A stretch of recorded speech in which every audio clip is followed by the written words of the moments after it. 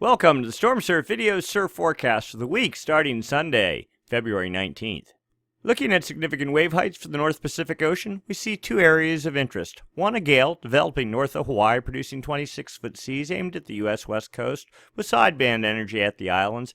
Another system pushing off Japan, developing also with 26-foot seas aimed somewhat at the Hawaiian Islands, somewhat at the U.S. west coast, but a long ways away from both and not aimed ideally at either. Let's get into the details. First up, we'll take a look at jet stream level winds. These winds up about 30,000 feet help support the formation of gales, and when those gales do form, help direct their track. We're looking for troughs. That is a dip in the jet, just like there. That helps create a counterclockwise flow aloft. Think of it like a river flowing. Little eddy there, creating counterclockwise flow aloft and down at the surface, and that is the hallmark of low pressure. Low pressure, of course, generates wind. Winds generate seas, and seas, when they radiate away from the fetch area, create swell, which creates surf when it impacts your beach. So, two troughs we're looking at. One here off the Kuril Islands. There's the Kuril Islands. Kamchatka right there. Kuril Islands, a little bit area low pressure, and we saw on the wave model chart just before. Sure enough, there is some activity in this area. And then also another system here, north of Hawaii, and sure enough, we saw that there was in fact low pressure and seas being generated there as well. Notice a split in the jet between. Northern branch trying to split here, southern branch going over the islands. How big that gets to be will determine what the future state of the forecast is. Anyway, typically between a split jet stream flow, you get high pressure in between. Anyway, we'll roll this out. And sure enough, as we move into Monday, the split becomes a little more pronounced, but also the trough becomes much more pronounced off the U.S. West Coast. Good wind flowing right into Northern California, tapping moisture here over Hawaii, atmospheric river, precipitation, the likely result, and a good amount of it expected. Also notice a consolidated jet here hanging on the western side of the split, consolidated on the eastern side, so we'll see how this plays out. We'll roll this out. Split continues. Notice another split developing just west of the date line on Tuesday. Indicating perhaps the unraveling of the jet stream flow. But anyway, the trough continues here, moving east, atmospheric river pushing into the U.S. West Coast, and then the jet starts fading out. Little bit remnant trough by Wednesday off the U.S. West Coast, continued trough off of Kamchatka, but the jet looking much less cohesive. Noticed wind levels way down. The split almost starting to unravel. See, the whole jet is just peeling apart here. That's because of less wind energy to hold it together, and likely that is driven by the inactive phase of the MJO, or at least a decline in the active phase of the MJO. The active phase of the MJO typically occurs, the strongest influencers right here, Kelvin wave generation area from 170 west to about 135 east and 5 degrees north or south of the equator, right in about here. So when that happens, and winds and energy here starts weakening, the jet stream seems to follow with it. Anyway, we'll roll this out. We're into Thursday, Friday, the jet looking very weak, not very cohesive, but a little pocket of energy somehow managed to eke itself off here off Japan on Friday. Notice this backdoor trough thing kind of going on. The northern branch of the jet peeling north, but then falling almost southwest and back in. That might continue the flow of moisture here into California. We'll roll this out some further, but things not looking particularly encouraging. Massive high pressure would be the expectation right in this area. But if you have moisture flowing over the high and it can work its way down the coast, it'll pull some cool air with it, and that could continue precipitation into California. Anyway, we'll roll this out. Notice the split doesn't go anywhere. It's locked in place 180 hours out with this northerly flow along the coast. Could be interesting here. And the southern branch rolling into Baja. High pressure here. Low pressure, likely, if any, will be confined to the far West Pacific, but no real troughs indicated. So not a great looking swell producing pattern. Next step, let's take a look down at the surface. Surface level pressure, surface level winds.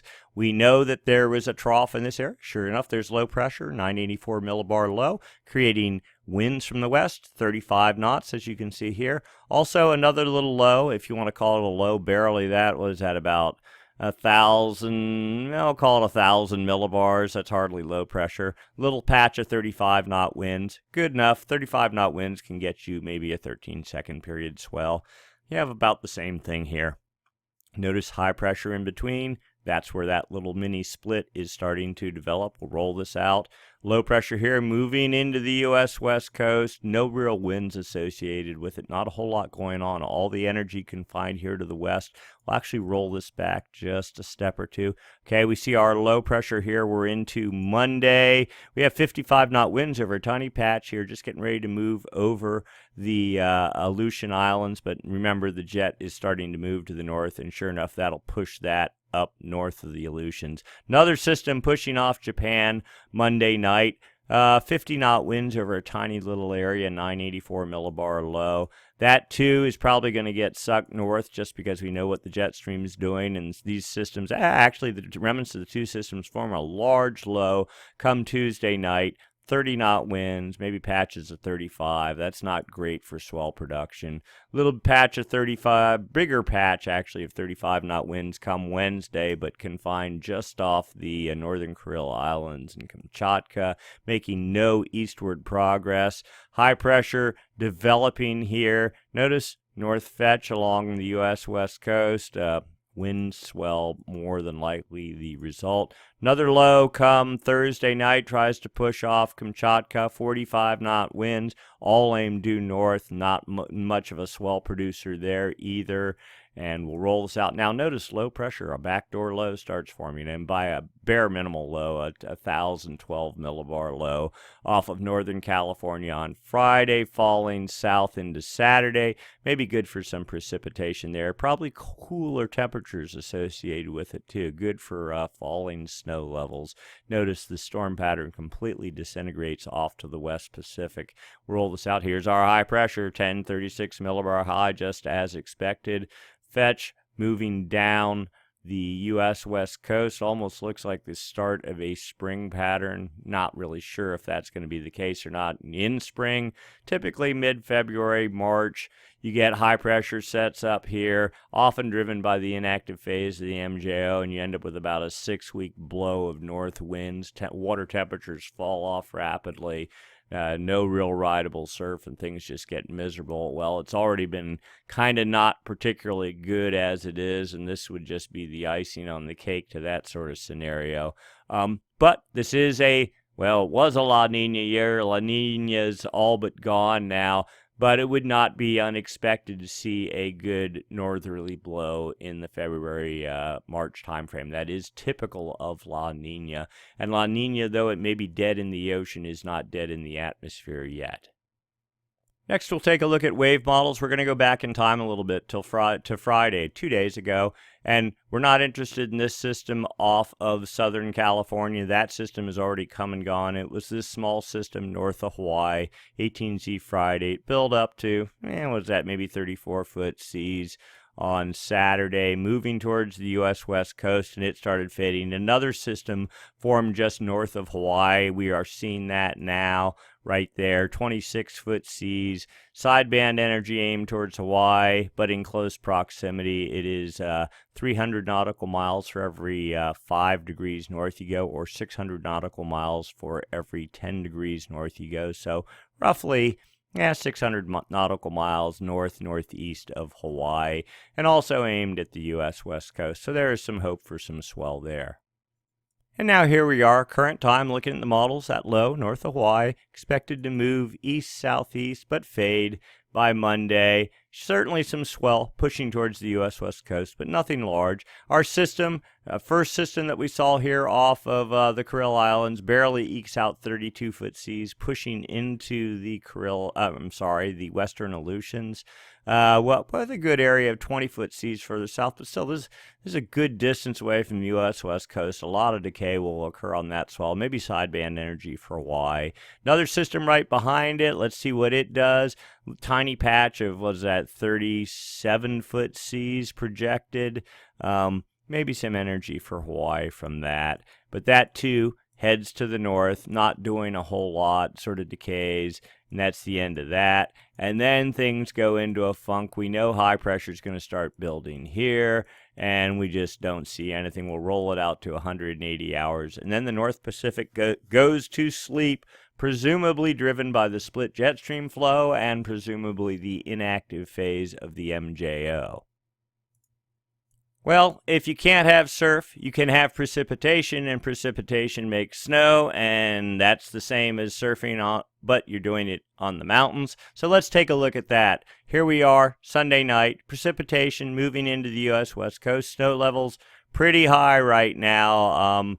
So there was mixed precipitation a couple of hours ago at Squaw down at base level 6,200 feet. Going over the pass at 7,200 feet, it was snow, and but not real heavy snow, just sort of a steady, light kind of snow thing. So the model has a pretty good handle on that. That's supposed to continue through the evening. Then we get, here's your atmospheric river starting to set up, a healthy dose of precipitation moving in, let's say, Monday morning. Very heavy precipitation right into San Francisco about 10 a.m. on Monday and into the Sierra, focused on Tahoe, but certainly down into Mammoth.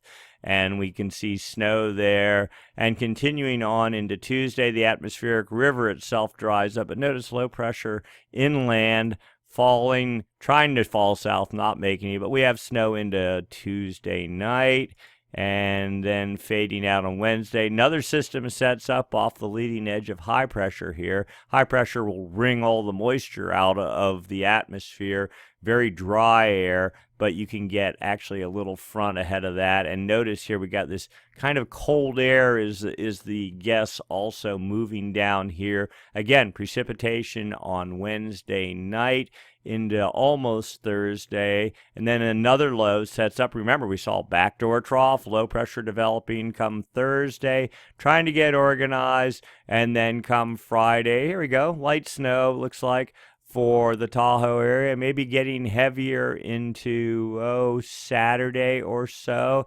And continuing Saturday night, and then fading out on Sunday. So one last little blast, maybe, and maybe more behind that. Hard to say. We'll see. We're working on our 10-day GFS model, precipitation snow model, but it's not operational yet. We're still testing it, but this will be calibrating the actual events with how the model does see how that plays out.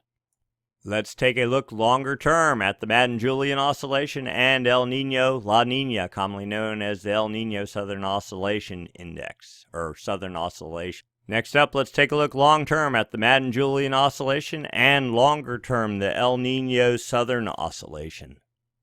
First up, we'll take a look at wind anomalies in the Kelvin wave generation area. Again, that area right here. So here's South America, Mexico, Indonesia area right here. We're looking 170 west, 5 degrees north and south of the equator, so this box to 135 east, so right in there. We're looking for west anomalies, that it would be the oranges and the yellows. We see kind of a neutral pattern here on the 13th of February. We're just sort of scanning down, looking in that area.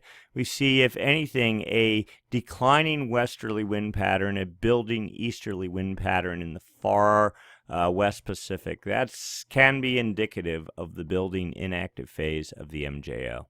We can zoom into that area. Again, it's right in about from here to over to here. This is just zoomed in. This is wind data from the TAO buoy array, string of buoys strung across the equator used for monitoring El Nino, but you can also use it to monitor the MJO. As we see right here, easterly winds in control of the entire equatorial Pacific.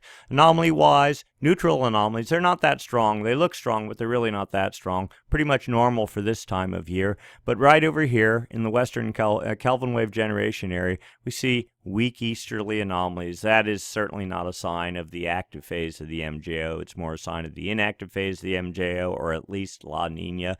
Active phase, if you saw it, there'd be neutral wind anomalies here, or if anything, winds look like they're anomalies from the west, but we don't see any of that. Then we look at the forecast for the next week. This chart, whole planet on one chart from past history, January 20th, working their way towards the future. Okay, Kelvin wave generation area, the area we're really interested, roughly between these two tick marks, just a little bit east here, maybe right around in there, going down. And you can see westerly anomalies, reds are westerly anomalies, blues are easterly anomalies. This is back in February, almost looking like the active phase of the MJO. And then it pretty much, as of right now, it's petering out in the East Pacific. And we see easterly anomalies forecast here and pretty much holding for the next week, right in the heart of the Kelvin wave generation area. There you go, 120, so right from about here to here. That box right in there. Easterly anomalies sure smells like the inactive phase of the MJO. Would make sense given what the jet stream's doing, splitting, and the storm pattern getting very weak. Next up, looking at actual models of the MJO, different ways to look at the Madden-Julian oscillation. This outgoing long-wave radiation, looking for presence of precipitation.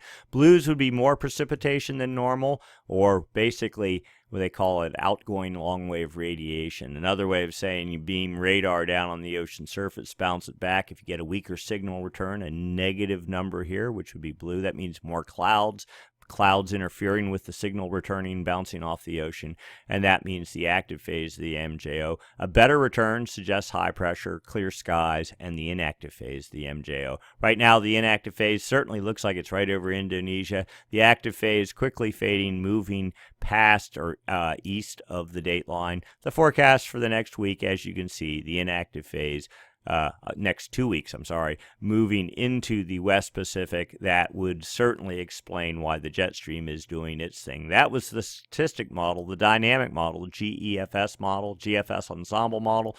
A little bit different flavor, suggests the active phase fading, but the inactive phase also fading with it with a dead neutral pattern 2 weeks out. This is for sure the preferred outcome. We don't like to see the inactive phase, in any of its flavor, because it's not, it tears the jet stream apart, isn't good for swell production, isn't good for rain or snow production, and that leaves us with not a whole lot to do but take care of chores.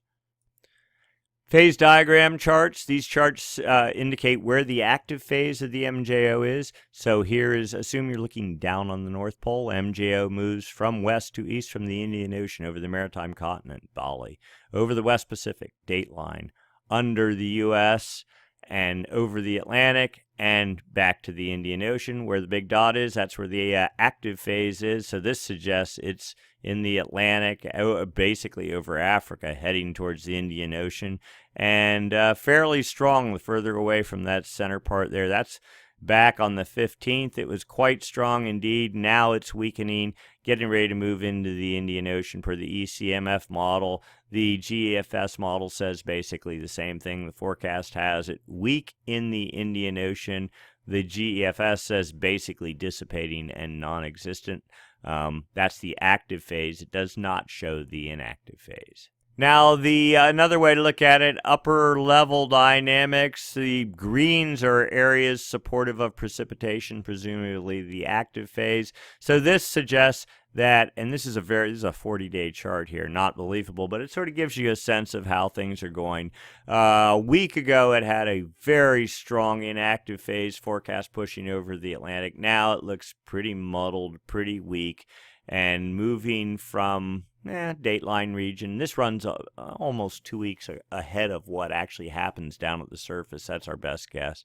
Anyway, moving into Central America about mid-March, and then a weak active phase behind that, moving its way across the Atlantic through the remainder of March. Still a pretty good clip, pretty fast pace of the MJO, but not nearly as strong, both this inactive and active phase, than what was forecast a couple of weeks ago.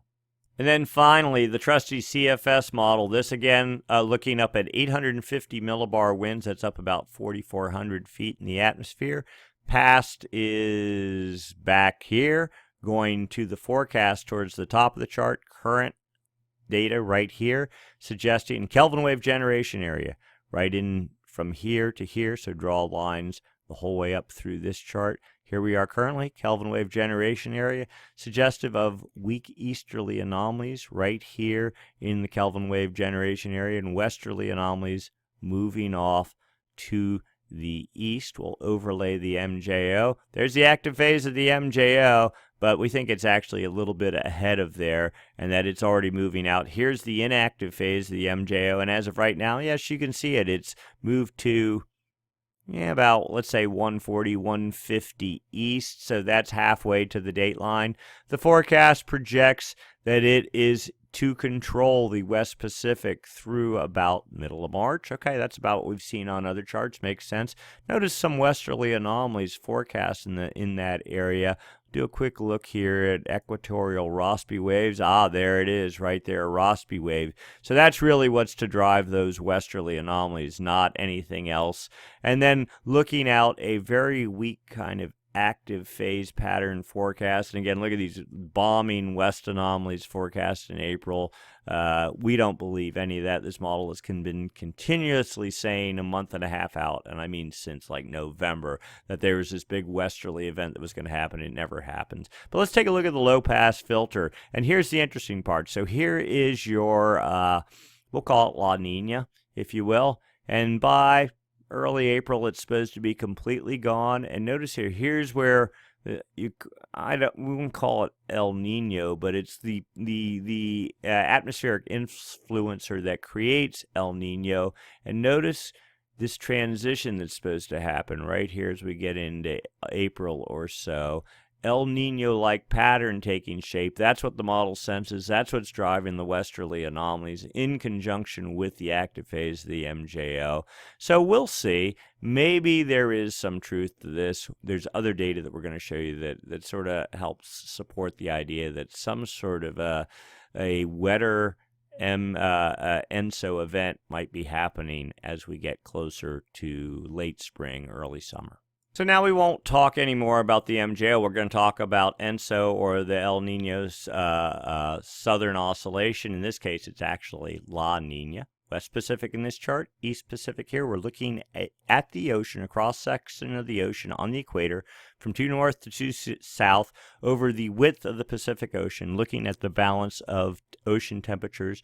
Notice warm water here, all balled up in the far West Pacific. But the interesting part, the change in this chart, is the 26-degree isotherm has made, it was confined to nothing further east than 140 west, but in the past week it's made it the whole way into Ecuador, suggesting that whatever there was that was La Nina in this area is gone, and that warm water, at least some hint of it, is making its way, starting to build. Most of this is probably related to sunlight and warming of a very shallow pool of water on the surface. But what that also means is easterly trades have probably died down some, allowing less turbulence, less upwelling, and therefore the warming to develop. That's somewhat good news, but still the bulk of this warm water being over here, and then the hard line of the 28-degree isotherm here suggests that still some sort of La Nina influence is in play. Now, anomalies, differences in normal this time of year, we're looking and we see not really a La Nina pattern. There is this pocket of cool water, 1 degree below normal, but that's nothing compared to what we had earlier when it was 3 and 4 degrees below normal here in, when was that? Like the March of 2016, June of 2016 time frame. Still, maybe a hint of La Nina. There's also warm water here trying to make its way to the east. What is that? About 155 west, so just south of Hawaii. And there was even some indications of this water here actually riding on top of the cool pool and making its way. Notice we have neutral to slightly warmer water also here off of Ecuador. That is a good sign. Here's another view, different sort of model, but the same sort of layout, West Pacific, East Pacific, and you can almost see neutral to warm water, a string, almost a little pipeline open here. Not a lot, but there certainly is warmer water now here in the far East Pacific. One little pocket of cool water here at depth around, near the date line or so, and there's that one little pocket of cool water there at, maybe 1 degree below normal or so. So both charts in pretty close agreement. And yet another thing, another sort of flavor of the same chart, West Pacific here, East Pacific here, upper ocean heat anomalies, upper 300 meters of the ocean. You can see back April 2016, cool water rushing in. Here's the last Kelvin wave number 6 from our El Nino back in 2014, 2015, fading out in early 2016. La Nina rushing in, but not particularly strong. Was this 2 shades? 1 degree below normal, basically. Not much of an La Nina at that. And then notice it continually weakened into, Thanksgiving time frame, almost neutral by then. Then you see warm water building in the west, but also notice some of it showing here under the Galapagos and off Ecuador. And we continue this you get the sense of a general warming pattern, basically suggesting that La Nina is dead. Next up, ocean surface temperature anomalies, differences from normal for this time of the year. A little bit of cool water here off of southern Peru, but has made no progress or any expansion in the past week. Warm water, the name of the game, off of Peru, Chile, Ecuador here. Notice this one little pocket here. This developed, 3 or 4, a week ago, let's say. It started just a little pocket here, and it's made some progress, suggesting some sort of northeast anomalies here off of Panama and Colombia, but not too strong and not having too big of an impact. Warm water is the name of the game over the entire image. There's one little pocket here, and these are like the fading last remnants of La Nina in the ocean surface. It's almost like El Nino is trying to develop, but not really. This is more just kind of a return to normal, a little bit of an overcompensation. We're not going to say El Nino, even though it kind of looks like it. But El Nino, the monitoring region for El Nino starts at 120 west and goes out to 170. And if you kind of just scan this area, you see it's warm sort of, but nothing dramatically so. Here's the trend for the past 7 days, not actual water temperatures, but just where is it getting warmer, where is it getting cooler? Well, it's getting cooler right there off of Panama to the Galapagos, that little pocket we saw in the previous image. But otherwise, warming behind that, warming off of Peru, warming the whole way across the Pacific, no cooling in sight. The main Nino 3.4 area for measuring El Nino, right between 120 and 170. And if anything, we're seeing a warming trend there. That's some good news. Here's the backed off view. If La Nina was in play, you'd expect to see cold water markedly strong right in here. No, we don't see that. We see warmer than normal water, and maybe a degree or so, kind of hard to say. The last little bits of La Nina are here. This was a westward displaced La Nina. Most of the cool water was always right around in this area, but this warm water, you can see it moving this way. It's kind of just acting like a bulldozer and pushing this cool water further off to the west, and it's going to overrun it at some point, and that'll be the end of it. Here's actual water temperatures. Well, they're modeled water temperatures, but you get a sort of a sense of the trend. This is Nino 1.2, so this would be the area from the Galapagos out to about 120 west, basically very far East Pacific. Trend has been basically warm. Here is the neutral line, warmer than normal since, we'll say about mid-December. Not markedly so, half a degree, more or less at times, but nothing too dramatic. Now, this is not the area, though, for measuring El Nino.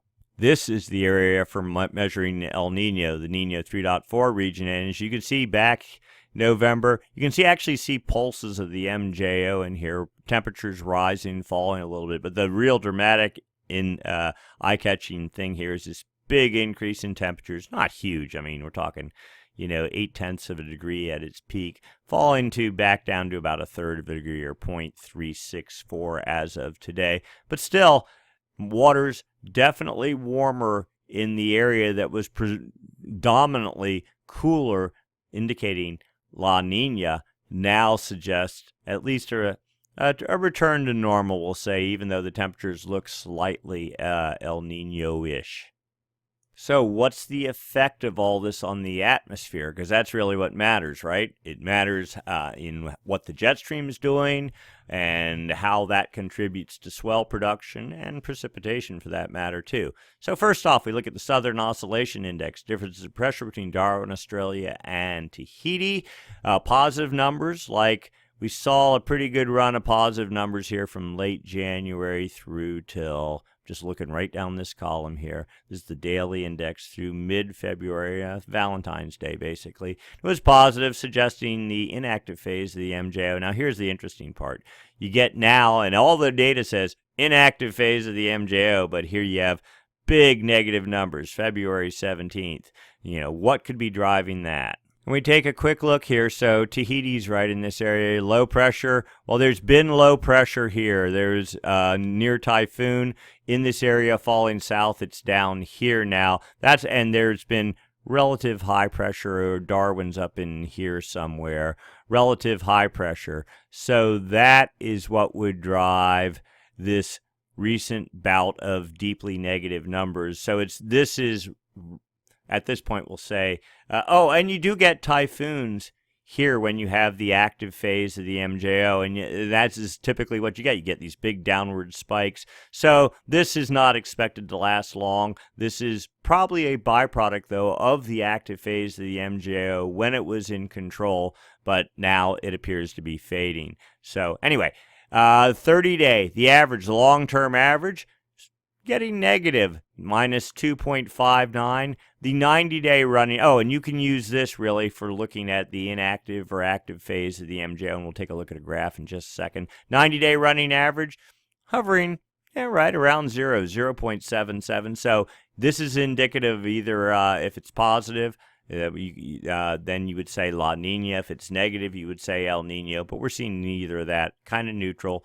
This suggests the active phase of the MJO, but we know that happened, and so this is sort of a lagging indicator.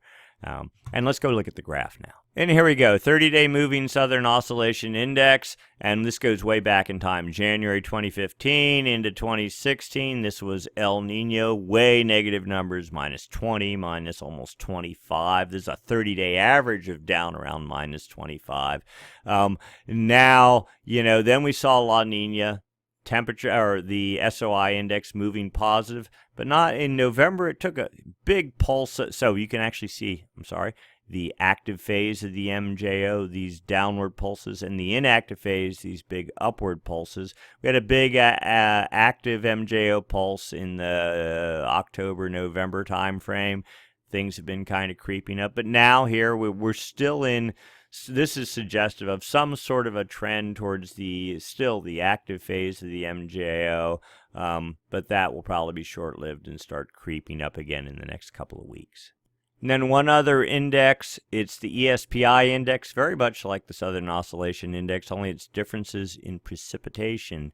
A 30-day running average precipitation between the area north of Darwin and then a broader area north of Tahiti. Current index, negative numbers suggest drier than normal here, which suggests La Nina. This was, I think, minus 9 last week. Now it's down to minus 9.7, suggesting drier right in this area, which suggests that La Nina has not given up the ghost in the atmosphere, even though clearly in the ocean it's all but gone. But the atmosphere, again, this is a big boat. It doesn't turn on a dime. La Nina's only been gone in the ocean a couple of weeks or so. It'll take three or 4 months to start making significant changes, and if La Nina was really strong, it would take considerably longer. I mean, the hangover for El Ninos, if they're decently strong, is 6 to 9 months, maybe even more. But this La Nina was weak, but it's still hanging on, minus 0.97. And now completely reversing direction. While we were doing the presentation, the models had been kind of hung up, and the high-res snow forecast for the Tahoe region was running. It has updated now, so we'll run through that real quick. As we said, as of 1 p.m. Sunday, light snow was falling, mainly above 68 to 7,000 feet. The model shows that pretty well, and then as we get into Sunday evening, building precipitation, nothing too heavy, and pretty high snow levels as we get into Monday. And then you can see here rain above all the results, the top of the resorts, and these dots are anchored on the exact coordinates for the highest lift at the resorts. So, of course, Kirkwood doing okay, but everywhere else pretty much in rain come Monday. But Kirkwood, notice here, the accumulations building, and then as we get towards the evening, snow levels fall again. Sugar Bowl, North Star, Squaw, etc. are back in the mix. And then cooler air moves in as we get into Tuesday. Notice snow level going down to supposedly Gold Run or nearly Placerville. That's probably a bit overhyped in the model. We've noticed that. But still, the precipitation amount or snowfall accumulations, you can see it here. We're into 4 p.m. Tuesday, 65 inches at Kirkwood, 48 at Squaw, 50 at Sugar Bowl, and in the 40 to 50 range everywhere else. That's pretty good. They need that for sure. And then the system breaking up into Tuesday night and Wednesday, and we'll roll this out a little bit back. More lighter snow come maybe Wednesday afternoon, and then that breaking up. So when all said and done, we're talking 50, 60 inches, perhaps. That would be a good thing. More accumulation, the better. The lower the snow level, the better. The one thing that has been noticeable lately is snow levels have been pretty high. So that does it for this week. The short wrap-up here is, more swell. There's actually swell on the outer buoy getting ready to move into California, but pretty stormy, pretty churned up. Sideband swell for Hawaii expected. And then the storm track pretty much falls apart. Hawaii would be the best recipient for any swell because what's left of the jet stream, with it being consolidated, would only be in the far west Pacific. So maybe some more small swell for Hawaii. Other than that, jet stream falls apart. Inactive phase of the MJO moving in. Backdoor systems still forecast for California. More hope for precipitation, probably cooler air and lower snow levels, but not big atmospheric river sort of events like what's supposed to happen here in the next couple of days. So the last of the big snow, at least for a little while, is expected here this week, and then things slowly settling down from there. Long term, though, La Nina all but gone. Last remnants of it trying to hang on in the atmosphere, but it's a losing battle. It will lose there. And then maybe, with luck, El Nino in the long term, or at least a neutral trend. We'll get into the details next week when we do our forecast. So that's it for this week. We'll do it again next week. Same time, same channel. Thanks for watching.